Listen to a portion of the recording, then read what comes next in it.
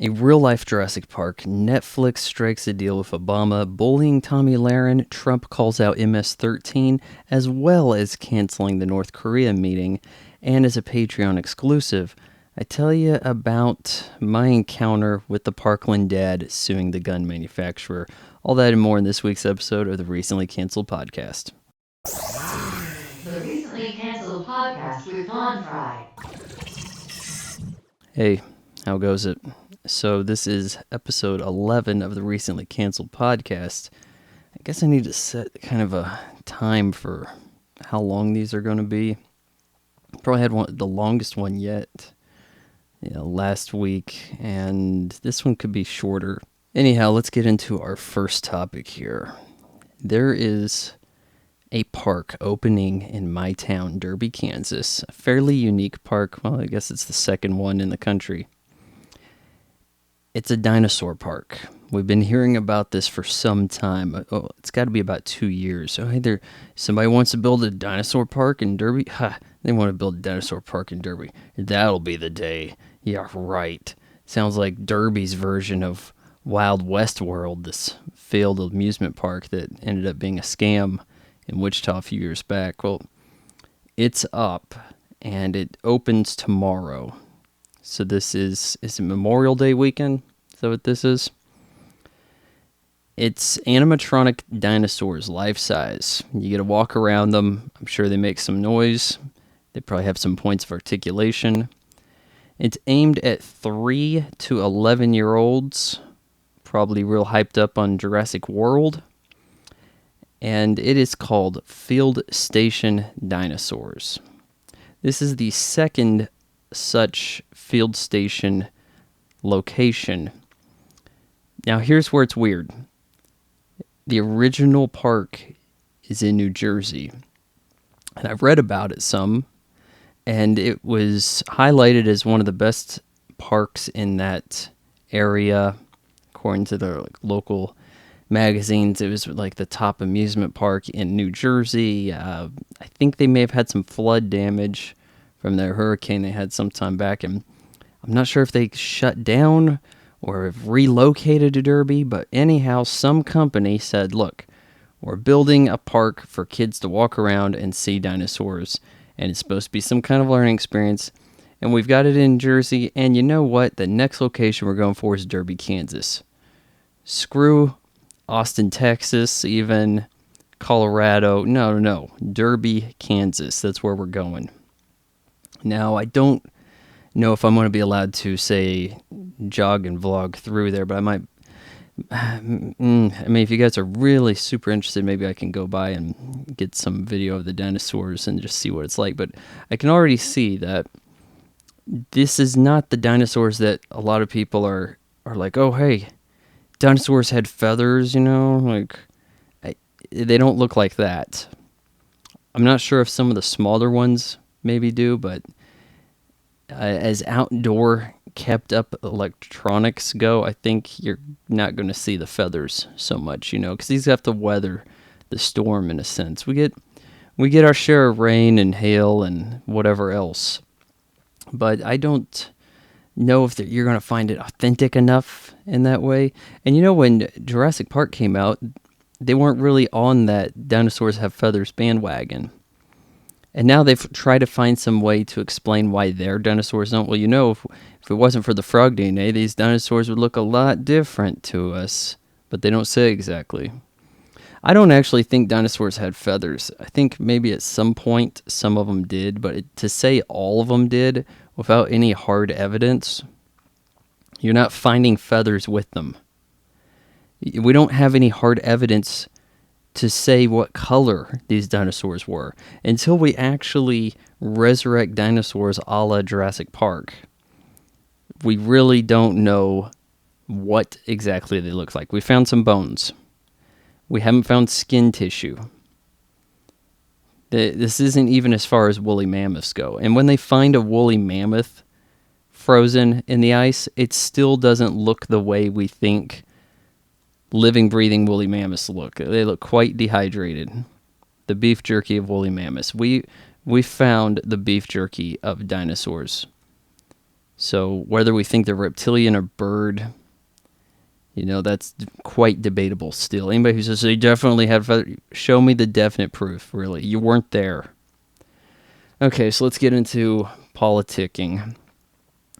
Netflix, who, will make a deal with just about anybody that has a name. Oh, hey, you're famous. You want a Netflix deal? Makes a deal with Obama. Because Barack Obama is well known for all of his acting portfolio, his directing, producing. He's really well known as a filmmaker, so he deserves a Netflix deal, right? That's how that works. No, it doesn't. It's amazing how there's so much done for people because, you have some kind of fan base. Not, oh, hey, you're great at this. Kobe Bryant gets an Oscar because some animated film appealed to the Los Angeles community, which votes on the Oscars. And they're like, oh, hey, well, it'd be fun to give Kobe Bryant an Oscar. Oh, yeah, well, it's great coming up with original ideas and getting no recognition for them. But Kobe Bryant, some guy just approaches Kobe Bryant and says, hey, we can do a marketing tie-in thing here. You tell us about how much you like basketball and what, like a kid's book or something, and we're going to turn that into a short film and you'll get an award. Okay, cool. Sounds good. There was some kind of weird language to this deal talking about how it was like Netflix put out a press release saying how this is a great opportunity for Obama to continue his legacy post-president. It's like, well, it was weirdly worded in such a way that makes this guy to be such a Jesus martyr over here. Oh, hey, the American people are so lucky to have this deal for Obama. Like, God's sake. On the other side of things, Tommy Lahren got bullied. She was out, I guess at a cafe. It looked like an outdoor cafe with her mom. And she's being heckled by people, teased by people who recognize her and don't like her attitude, or rather her stance. Because it's perfectly okay now to completely destroy people in person that have some kind of media platform that you disagree with, as long as it's a certain kind. It's not bullying. You're doing the right thing, right? That's the way the left looks at this. I really like what BET, and by like I mean let's make fun of BET here. BET put out this tweet, and I responded to it, and in their story, it said just casual bullying of the right-wingers is just great for everybody. It's what they're going after. It says, BET, I quoted this, just kidding, we're not here to promote violence like Tammy does against POC, that's people of color, on her show, like every day. I said, hey, you got any examples of this, or do you just say every day to avoid citing a source? That's what they do now. BET doesn't practice journalism. They put out some video preaching how white people need to behave, but this isn't a news station, black entertainment television. It's not black CNN, and so they're going about this with no journalistic integrity. Let's just say that this person's racist, and we're not being mean here. We're not here to promote violence like this person does all the time. Imagine just having that argument. Like, you go and throw your water at Obama when he's passing by, and then your statement, well, I really don't condone violence, like Obama does all the time. Try doing that, see how far that gets, right? And as violence goes, Donald Trump called out the MS-13 gang. He called them animals. He was specifically asked about the MS-13 gang coming across the border, and he alluded to the people as animals, and you knew that the left was going to get this out of context, and they didn't get away with that for very long, actually. They wanted to just say, oh, he's calling all these people that come across the border animals. It's that simple. You just cut off the soundbite wherever it's most convenient, and then there you go. That's how things are done, right?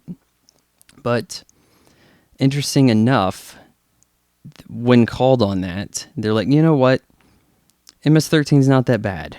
Like, you got this asshat, John Legend, who, by the way, I am like the guy piloting the John Legend is an asshole flight.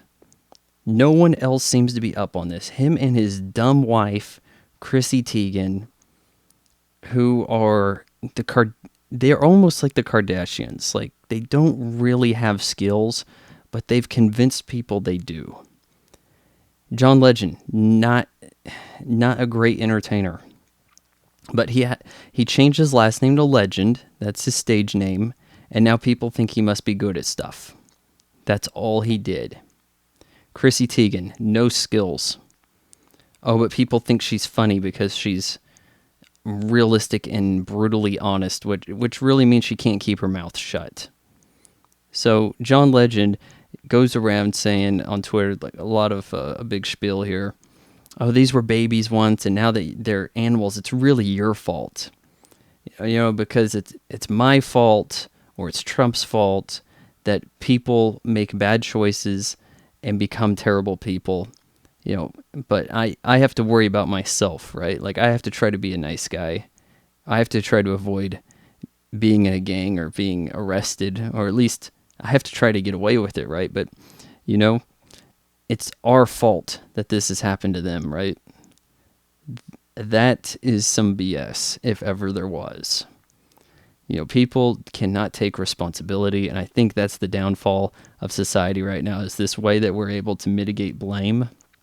We just say, look, I don't want to man up. I want a comfort dog. Fine.